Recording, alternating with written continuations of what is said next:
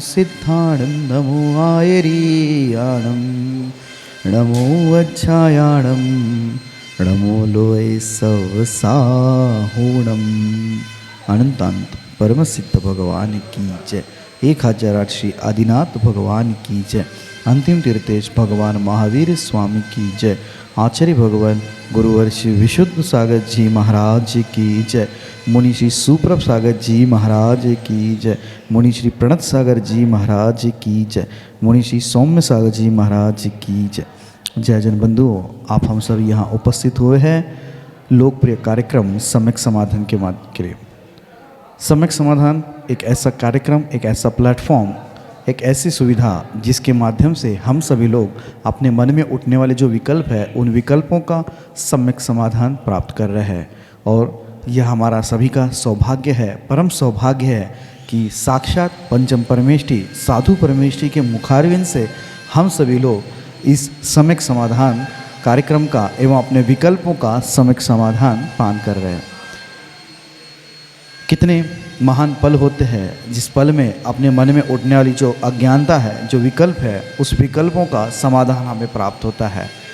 और इस समाधान को देने वाले कोई नहीं, श्रवण मुनि सुप्रभ सागर जी है। मुनिषि के मुखारविंद से हम सभी लोग प्रतिदिन ये कार्यक्रम एवं सम्यक समाधान का पान करते हैं और अपने मन में उठने वाले विकल्पों का समाधान प्राप्त करते हैं। प्रतिदिन यह कार्यक्रम टीवी के माध्यम से, यूट्यूब के माध्यम से, फेसबुक के माध्यम से आप सभी तक पहुंचाया जाता है एवं उसके माध्यम से आप सभी लोग लाभान्वित भी हो रहे हैं और उनके माध्यम से आपके विकल्प भी हम तक पहुंच रहे हैं। उस विकल्पों का समाधान मुनिषि के द्वारा प्रतिदिन किया जा रहा है और ऐसा समाधान आप और भी प्राप्त कर सकते हैं। अपने मन में उठने विकल्प हम हमें व्हाट्सएप के माध्यम से नीचे पट्टी पे स्क्रॉल पे जो नंबर चलते हैं उसके माध्यम से ये व्हाट्सएप के द्वारा आप अपना विकल्प हम तक पहुंचा सकते हैं। उस विकल्पों को एकत्रित करके मुनिषि के द्वारा उस सम्यक समाधान आपको प्रदान किया जाएगा। शुरुआत करते हैं आज की उस मंगल बेला को मुनिषि के चरणों में कोटिशा नमोस्तु करते हुए मुनिषि प्रणत सागर जी महाराज से यह निवेदन करते हैं कि हे स्वामी, आज के कार्यक्रम को गति प्रदान करते हुए संचालित करें। नमोस्तु नमोस्तु नमोस्तु। ओम नमः सिद्धेभ्यः। नमो नमः सत्तुहितंकराय वीराय भव्यां वाजभास्कराय अनंतलोकाय सुरार्चिताय देवादिदेवाय नमो जिनाय देवादिदेवाय नमो जिनाय।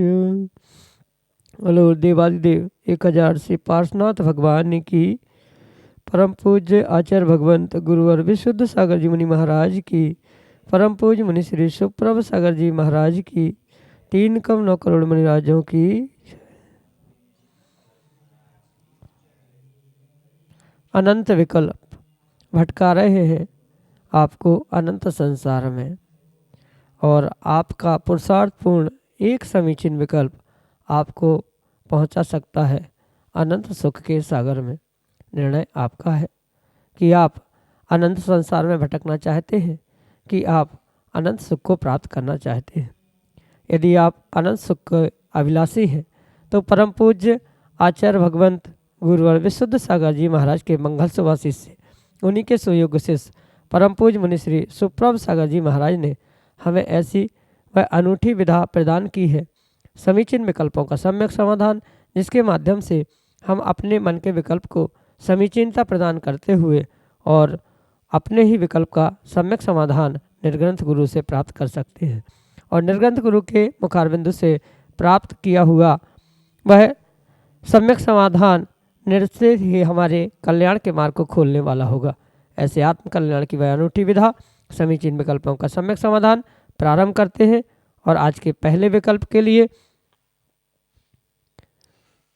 आकाश जैन मालथौन मध्य प्रदेश से महाराज श्री के श्री चरणों में सपरिवार कोटि कोटि नमोस्तु निवेदित करते हुए अपना समीचीन विकल्प रख रहे हैं कि महाराज जी, क्या श्रावक भी निर्ग्रंथों का स्थितिकरण कर सकता है?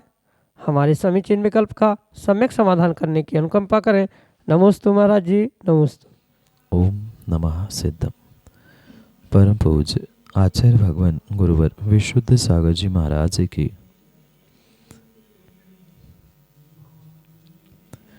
ज्ञान दर्शन चारित्र आदि में जो भी किसी कर्म के उदय से या किसी अन्य निमित्त से चलित होता है तो उसे पुनः स्नेह वात्सल्य आदि के माध्यम से धर्म के मार्ग पर, मोक्ष के मार्ग पर पुनः स्थापित करना, ये स्थितिकरण अंग कहा सम्यक दर्शन का।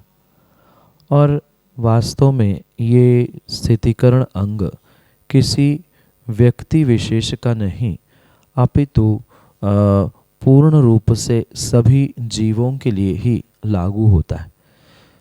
जिसको सच्चे देवशास्त्र गुरु के साथ साथ तत्वों के प्रति परम श्रद्धान हुआ करता है, ऐसे उन सम्यक दृष्टि जीवों को ही ये स्थितिकरण अंग प्राप्त होता है। इसलिए ज़रूरी नहीं है कि ये स्थितिकरण किसी निर्ग्रंथ मुनिराज को हो, किसी श्रावक को हो। ये भी ज़रूरी नहीं है कि मात्र किसी जैन कुल में जन्मे हुए ही व्यक्ति को। जो भी सच्चे देवशास्त्र गुरु पे श्रद्धान करता है, ऐसे उस सम्यक दृष्टि जीव को श्रावक हो, साधु हो या श्रावक कुल में नहीं जन्मने वाला अन्य जैनेतर भी क्यों ना हो, अगर उसे सच्चे देवशास्त्र गुरु के प्रति श्रद्धा है, वो सम्यक दृष्टि बन रहा है या बना है, और वह अगर किसी व्यक्ति का, किसी निर्ग्रंथ का, श्रावक का भी स्थितिकरण करता है तो उसमें कोई भी दोष नहीं है। ये भी अक्सर देखने में आता है कि समझाने का काम बड़ा ही व्यक्ति छोटे व्यक्ति को करता है। इसलिए ये विकल्प आना स्वाभाविक है कि बड़े बुजुर्गों को ही छोटों का स्थितिकरण करना चाहिए, निर्ग्रंथों को ही श्रावक का स्थितिकरण करना चाहिए। ये किसी भी प्रकार से आवश्यक नहीं है। एक श्रावक भी वह निर्ग्रंथ का, अपने से उम्र में बुजुर्ग व्यक्ति का स्थितिकरण कर सकता है, क्योंकि वह स्वयं सम्यक दृष्टि है और दूसरे धर्मात्मा को देखकर धर्मात्मा के ज्ञान, दर्शन, चारित्र आदि में वह अगर किंचित भी कहीं च्युत होते हुए दिख रहा है तो वह उसे अपना ही धर्मात्मा, धर्म का एक अंग, धर्म का एक हिस्सा मानते हुए उसको स्थितिकरण करने के लिए अपने आप को प्रेरित अवश्य ही करता है। इसलिए एक श्रावक भी निर्ग्रंथों का स्थितिकरण कर सकता है। जैसे पुराण ग्रंथों में आपने अगर श्रेणिक राजा के निमित्त से कथानक पढ़ा होगा तो श्रेणिक राजा भगवान तीर्थंकर के दर्शन करने के लिए नगर से निकलकर समोशरण की ओर जा रहे थे। रास्ते में जंगल में एक वृक्ष के नीचे मुनिराज विराजमान थे और उन मुनिराजों को देखकर कुछ भावों को लेकर वह श्रेणिक जैसे ही भगवान के पास पहुंचता है, भगवान से उन निर्ग्रंथ मुनिराजों के निमित्त से भव पूछता है। वहाँ जैसे ही भगवान के दिव्य ध्वनि से उन्होंने उनके भव आदि का वर्णन सुना, वहाँ से वह लौटकर भगवान और गणधर भगवान के उस भावना या उनके आदेशानुसार उन मुनिराजों का उन्होंने स्थितिकरण किया। तो ये आवश्यक नहीं है कि कोई निर्ग्रंथ ही श्रावकों का या कोई वृद्ध ही बालकों का स्थितिकरण करे। जो जिस स्थान पर अपने आप को धर्मात्मा मानते हुए धर्मात्मा के प्रति वात्सल्य भाव को धारण करता है, वह एक श्रावक भी निर्ग्रंथ का स्थितिकरण कर सकता है। भले ही स्थितिकरण करने का तरीका, मर्यादा, विवेक ये भिन्न हो सकता है।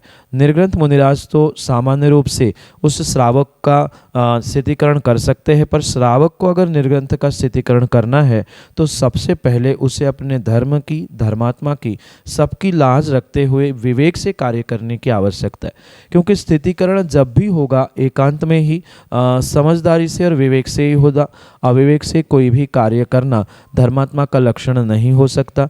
इसलिए एक सच्चा सम्यक दृष्टि श्रावक पूर्ण रूप से उन निर्ग्रंथ मुनिराजों का भी और अपने से ज्येष्ठ श्रेष्ठ, चाहे ज्ञान में हो, उम्र में हो, चारित्र में हो, जो जितना जैसा श्रेष्ठ है उसका स्थितिकरण विवेक के साथ करे, उसमें कोई भी दोष नहीं है। यही आपके लिए सम्यक समाधान। श्रेया जैन, सागर, मध्य प्रदेश से महाराज श्री के चरणों में बारंबार नमोस्तु निवेदित करते हुए अपना समीचीन प्रश्न रख रहे हैं कि महाराज जी, क्या प्रतिक्रमण का पाठ प्रतिदिन करने से हमारे दिन भर के पाप नष्ट हो जाते हैं? हमारे समीचीन विकल्प का सम्यक समाधान करने की अनुकंपा करें। नमोस्तु महाराज जी, नमोस्तु। प्रतिक्रमण वास्तव में अपने पुराने कर्मों को नष्ट करने के लिए ही एक उत्कृष्ट विधा के रूप में आचार्य भगवंतों ने बताया है। चाहे श्रावक हो चाहे साधु हो, जो विगत दिनों में विगत समय में जो भी गलतियाँ जो भी दोष हुआ करता है, उनका प्रक्षालन करने के लिए एकमात्र पश्चाताप के भावों के साथ किया गया प्रतिक्रमण ही एक सर्वश्रेष्ठ पुरुषार्थ हो सकता है। पर यहाँ ये विशेष बात अवश्य समझे कि प्रतिक्रमण करना और मात्र प्रतिदिन सुबह शाम प्रतिक्रमण का पाठ करना, इसमें ज़मीन आसमान का अंतर है। जैसे कि आपने पूछा है कि प्रतिक्रमण का पाठ प्रतिदिन करने से क्या दिन भर के पाप नष्ट हो सकते हैं, ये यहाँ विशेष बात समझे कि मात्र प्रतिक्रमण का पाठ करने से कर्मों का नाश हो, कर्म दूर हो जाए, गलतियाँ ठीक हो जाए, ये ज़रूरी नहीं है। पूर्ण रूप से वहाँ भाव सहित प्रतिक्रमण करने की आवश्यकता है। इसी बात को गौतम स्वामी अपने बृहत प्रतिक्रमण में समझाते हुए कहते हैं कि अगर उन प्रतिक्रमण के निमित्त से आपके भाव नहीं लग रहे हैं या प्रतिक्रमण का किसी भी प्रकार से कोई आपको भाव समझ में नहीं आ रहा है, तो मात्र प्रतिदिन प्रतिक्रमण के शब्दों को, पाठों को उच्चारण करते रहना, दोहराते रहना, ये कर्मों के निर्जरा के लिए, पापों के प्रक्षालन के लिए कार्यकारी साधन नहीं हो सकता। भाव सहित उस प्रतिक्रमण के एक एक शब्द, अक्षर आदि को समझना कि मैं ये क्यों कर रहा हूँ, ये पाप मेरे से वास्तव में हुए हैं या जो नहीं भी हुए हैं, उनके लिए भी प्रतिक्रमण करते हुए पश्चाताप के भावों का होना परम आवश्यक हुआ करता है। इसलिए मात्र द्रव्य प्रतिक्रमण यानी मात्र प्रतिक्रमण का पाठ पर्याप्त नहीं है पापों के प्रक्षालन के लिए। वहाँ पर प्रतिक्रमण भाव सहित करने की आवश्यकता है। जैसे कि कल्याण मंदिर स्तोत्र में भी आचार्य भगवत ने लिखा है, यस्मात् क्रिया प्रतिफलंती न भाव शून्य। भाव से रहित होकर किसी भी प्रकार से जब क्रिया फलीभूत नहीं होती, तो ऐसे ही प्रतिक्रमण मात्र प्रतिदिन पाठ करने से, एक रूटीन बना के उसे स्मरण करने से, याद करने से, शब्दों को गिनने से किसी भी प्रकार से कर्मों के निर्जरा होना नहीं संभव है।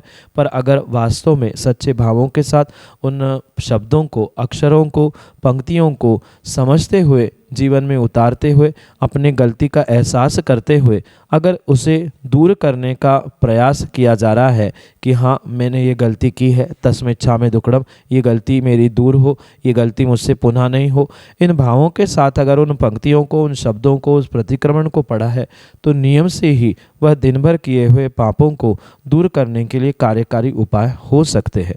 100% भले ही उस कर्मों के उदय को टालना संभव हो नहीं हो, पर प्रतिक्रमण करने से जो कर्मबंध हुआ है, उसकी जो स्थिति, अनुभाग आदि कथनचित कुछ अंशों में कम होने की, बदलने की पूर्ण रूप से संभावना हुआ करती है। इसलिए प्रतिक्रमण तो प्रतिदिन प्रत्येक जीवों को करना ही चाहिए, पर मात्र पाठ रूप नहीं, अपितु उनके भावों को समझते हुए, पूर्ण रूप से उसकी वास्तविकता को, अपने गलती को समझते हुए वह गलती पुनः ना हो। जो गलती हो चुकी उसके प्रक्षालन की भावों के साथ ही करेंगे, तो ही वह नियम से आपके दिन भर के ही नहीं, जीवन भर के भी पापों का प्रक्षालन करने के लिए निमित्त बन सकते हैं। यही आपके लिए सम्यक समाधान। आर्या जैन, कोटा, राजस्थान से महाराज श्री के चरणों में बारंबार नमोस्तु निवेदित करते हुए अपना समीचीन विकल्प रख रहे हैं कि महाराज जी पांचों परमिष्टि में जो अरिहंत सिद्ध परमिष्टि है, जिसमें सिद्धों के 8 मूल गुण कहे हैं और अरिहंतों के 46 मूल गुण कहे हैं, तो हमारा प्रश्न यह है कि क्या अरिहंत भगवान सिद्धों से श्रेष्ठ होते हैं? हमारे समीचीन विकल्प का सम्यक समाधान करने की अनुकंपा करें।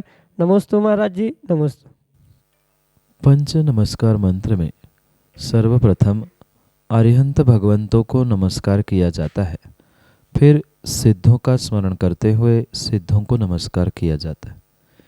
ये परम सत्य होने पर भी यहाँ यह अभिप्राय नहीं लगाया जाए कि सिद्धों की अपेक्षा से अरिहंतों के मूल गुण अधिक होने से वह श्रेष्ठ नहीं है। पंच नमस्कार मंत्र में अरिहंत भगवान को सबसे पहले रखने का अभिप्राय मात्र उनके उपकार की भावना है जो उन्होंने अरिहंत अवस्था में सभी जीवों के लिए, सभी संसारी जीवों के लिए जो मोक्ष का मार्ग, धर्म का स्वरूप प्ररूपित करने का पुरुषार्थ किया, वह उनका अनंत उपकार सभी संसारी जीवों के प्रति होने से वहाँ उनको सर्वप्रथम रूप से नमोकार मंत्र में स्मरण किया जाता है, नमस्कार किया जाता है। उन पांचों परमेष्ठियों में पूर्ण रूप से सर्वश्रेष्ठ परमेष्ठी कोई है तो वह सिद्ध परमेष्ठी ही हुआ करते हैं, क्योंकि उन्होंने आठों कर्मों का नाश करते हुए 8 गुणों को प्राप्त करते हुए वह संसार से मुक्त होने का पुरुषार्थ किया। अभी भले ही वह अरिहंत परमेष्ठी मुक्त नहीं हुए हैं, पर 4 ही कर्मों का घात करते हुए, नाश करते हुए वे अभी संसार में ही है, वे संसार से मुक्त नहीं हुए।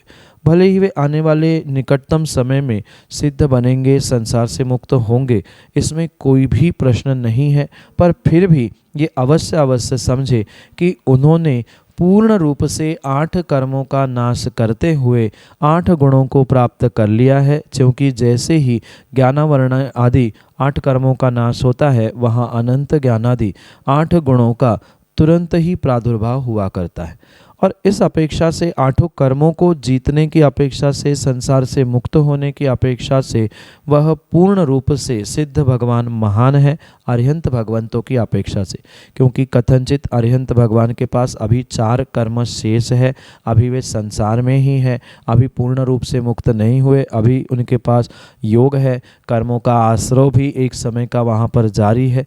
तो इन सभी बातों को लेकर ये अवश्य समझे कि अरिहंत भगवान सिद्ध भगवान से श्रेष्ठ इस किसी अपेक्षा से नहीं हो सकते। रही बात उनके उन 46 मूल गुणों की और सिद्धों के 8 गुणों की, संख्या से मायने नहीं रखा जाता। अगर इसी संख्या के अनुसार हम समझे तो उन उपाध्याय परमेष्ठियों के 25 गुण कहे गए हैं और उन 25 गुणों के बाद में जो साधु परमेष्ठी होते हैं उनके 28 मूल गुण कहे। तो क्या साधु परमेष्ठी उपाध्याय परमेष्ठी से ज्येष्ठ श्रेष्ठ हुए? नहीं हुए हैं। वह गुणों की संख्या भिन्न विषय है, गुणों की क्वांटिटी भिन्न है और गुणों की क्वालिटी भिन्न है। जो सिद्धों के 8 गुण हैं वे पूर्ण रूप से क्षायिक गुण होने के निमित्त से वे अरिहंतों से, तीर्थंकरों से श्रेष्ठ ही माने जाते हैं। उसमें कोई भी किसी भी प्रकार से विकल्प, प्रश्न चिन्ह नहीं होना चाहिए, क्योंकि वह मात्र संख्या में ही 46 गुण अरिहंतों के हुआ करते हैं, पर वह पूर्ण रूप से सिद्धों की तुलना या सिद्धों की बराबरी करने के लिए निमित्त नहीं हो सकते। संख्या में वे 46 है, 8 से अधिक है, पर जो 8 गुणों की क्वालिटी है वह सिद्धों को संसारातीत करने के लिए निमित्त है। जैसे उपाध्याय परमेष्ठी के भी निमित्त से यही समझा जा सकता है कि वे पहले साधु होते हैं, इसलिए 25 और 28 इन सभी मूल गुणों को वह धारण करते हैं। ऐसे ही सिद्धों के भी निमित्त से हम समझे कि सिद्धों ने पहले इन 46 गुणों को धारण कर लिया था अरिहंत अवस्था में, और उनके साथ ही वह अगले उस सिद्ध पर्याय को प्राप्त हो चुके हैं। इसलिए जिन्होंने उन 46 को पहले प्राप्त किया था और आज वर्तमान में 8 जिनके पास है, ऐसे उन सिद्धों को ही अरिहंत परमेष्ठी से हमें ज्येष्ठ श्रेष्ठ महान समझना होगा। मात्र उपकार की भावना से ही, या उपकार किया है इस भावना से ही अरिहंतों को सिद्धों के पहले नमोकार मंत्र में स्मरण किया जाता है। पर वास्तविकता में देखा जाए तो पांचों परमेष्ठी में सिद्ध भगवान ही जो संसार से मुक्त हो चुके हैं, 8 गुणों को धारण कर रहे, 8 कर्मों से रहित है, वे ही अरिहंतों के 4 कर्म सहित अवस्था की अपेक्षा से पूर्ण रूप से श्रेष्ठ ज्येष्ठ है। यही आपके लिए सम्यक समाधान। निखिल जैन, नीसू, विदिशा, मध्य प्रदेश से अगले समीचीन विकल्प के लिए। नमोस्तु महर्षि। नमोस्तु महर्षि, मेरा प्रश्न ये है कि जैन धर्म के अनुसार हम लड़कों को कान छिदवाना चाहिए या नहीं। मेरे समीचीन विकल्प का सम्यक समाधान करिए। नमोस्तु भगवान, नमोस्तु। जैनागम के अनुसार आचार्य भगवंतों के अभिप्रायों को समझना बहुत ही विरले पुण्यात्मा जीवों का कार्य पुरुषार्थ हुआ करता है। जो आगम की व्यवस्था है उसे वर्तमान के परिपेक्ष में बहुत अच्छे से समझना ये परम आवश्यक हुआ करता है। और इसी वर्तमान के परिपेक्ष में जो ये व्यवस्थाएं देखने में आ रही है कि अनेकानेक युवा लड़के कहीं कान छेदना, नाक छेदना या जो वर्तमान में बॉडी पियर्सिंग, इसके द्वारा अनेकानेक शरीर के अंगों का छेदन भेदन करते हैं। ये आगम के परिपेक्ष में किसी प्रकार से उत्कृष्ट विधि है ही नहीं। मात्र इतना ही नहीं, जो हमारे पूर्वाचार्यों ने इसके विषय में लिखा है कि किसी भी प्रकार से चाहे स्वयं के शरीर को, दूसरे के शरीर को छेदन भेदन करना वह पूर्ण रूप से असाता वेदनी के लिए ही निमित्त बनता है। शरीर का छेदना चाहे किसी भी अभिप्राय से क्यों ना हो, पर वह आगम के परिपेक्ष में उत्कृष्ट नहीं है। वह एक प्रकार की हिंसा ही आचार्य भगवंतों ने समझाई है।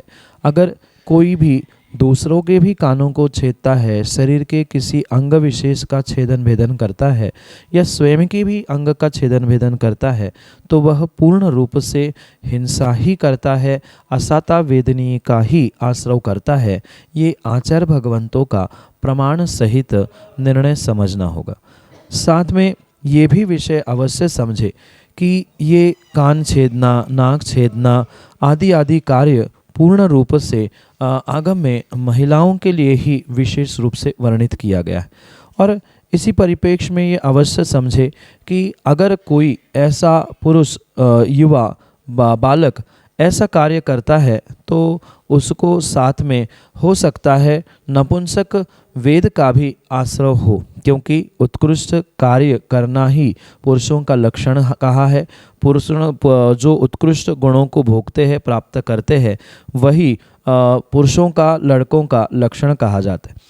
क्योंकि श्रृंगार करना, कानों में बाली पहनना, नाक में या अनेक प्रकार से जो अलंकार पहनने की व्यवस्था आगम में बताई है, वह विशेष करके महिलाओं, स्त्रियों के लिए ही बताई गई है। हाँ, पुरुषों के निमित्त से भी महापुरुषों ने हार, मुकुट, माला, कुंडल आदि पहने हैं, पर आप वहाँ अवश्य ध्यान रखें कि उन्होंने कुंडल पहने हैं, कोई नहीं कहीं किसी प्रकार से बाली या कान छिदवा कर ऐसे विकृत कार्य करते हुए नहीं देखे गए हैं। जो वर्तमान में बॉडी पियर्सिंग के नाम पे नाना प्रकार के अंगों को छिदवाना, नाना प्रकार की भिन्न भिन्न क्रियाओं को करना, ये कहीं भी हमारे आगम ग्रंथों से प्राप्त नहीं होता। हाँ, महापुरुषों ने जो दिखाया जाता है कि कुंडल पहने हैं, या स्वर्गों के देव भी जो नव स्थानों पर अलंकार ग्रहण करते हैं, आभूषण ग्रहण करते हैं, उसका प्रमाण बिल्कुल होने पर भी यह प्रमाण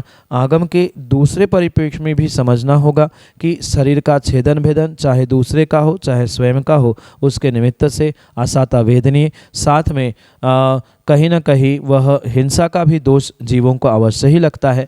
इसलिए आगम के परिप्रेक्ष्य में ये अवश्य बात ध्यान रखें कि वर्तमान की जो युवा पीढ़ी नाना दर्शनों को या नाना संस्कृतियों को देखते हुए उनके प्रति आकृष्ट होते हुए जो ये विपरीत कार्य करते हुए दिख रही है, जैसे महिलाओं जैसा श्रृंगार करना, महिलाओं जैसे बालों को बढ़ाना, उनके जैसे कानों में उन बाली कुंडल आदि को पहनना, उनके जैसे हाव भाव करना, ये पूर्ण रूप से मात्र और मात्र उस नपुंसकलिंग या स्त्री पर्याय को प्राप्त करने का ही पुरुषार्थ हो सकता है। इसलिए इस कार्यों को विवेक पूर्वक ही करने की आवश्यकता है। यही आपके लिए सम्यक समाधान।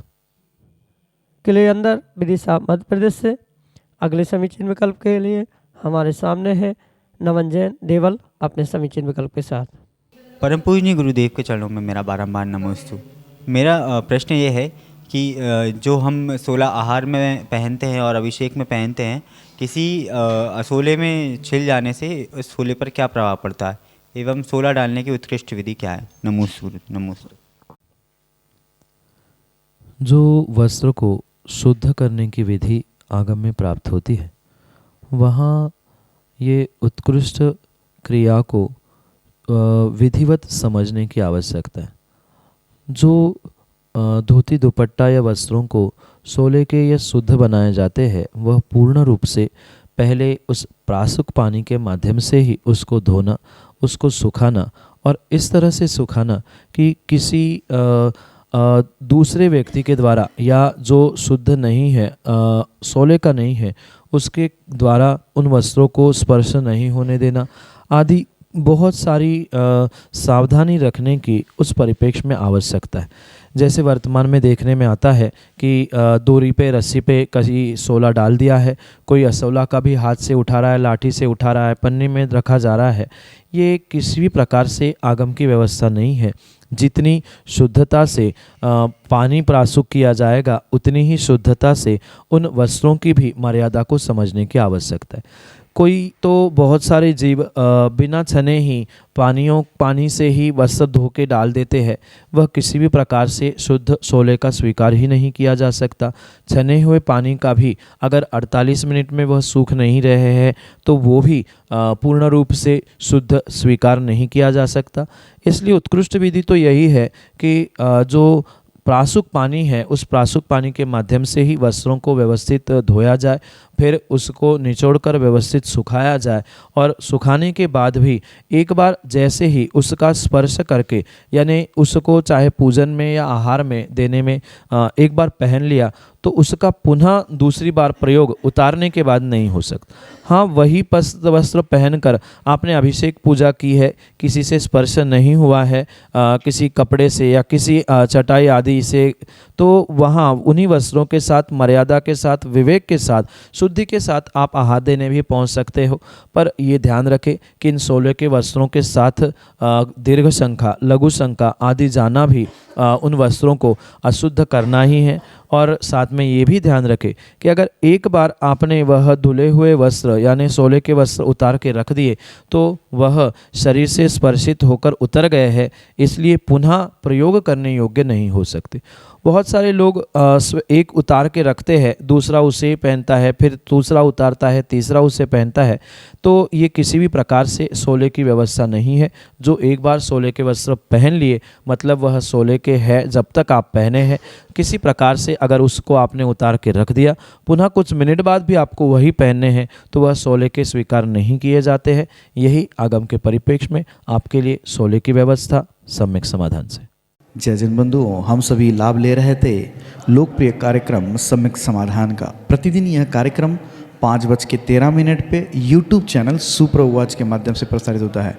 मुनिषी सुप्रभ सागर जी का नाम सुप्रभ, वाणी का पर्यायवाची नाम उवाच, सुप्रभ उवाच। यस यूट्यूब चैनल के माध्यम से मुनिषी के प्रवचन एवं ये सम्यक समाधान प्रतिदिन प्रसारित होता है। आप सभी लोग चैनल को सब्सक्राइब करें एवं बेल आइकन को जरूर दबाएं ताकि नोटिफिकेशन के द्वारा आप सब चीज़ों को अप टू डेट रह सकते हो।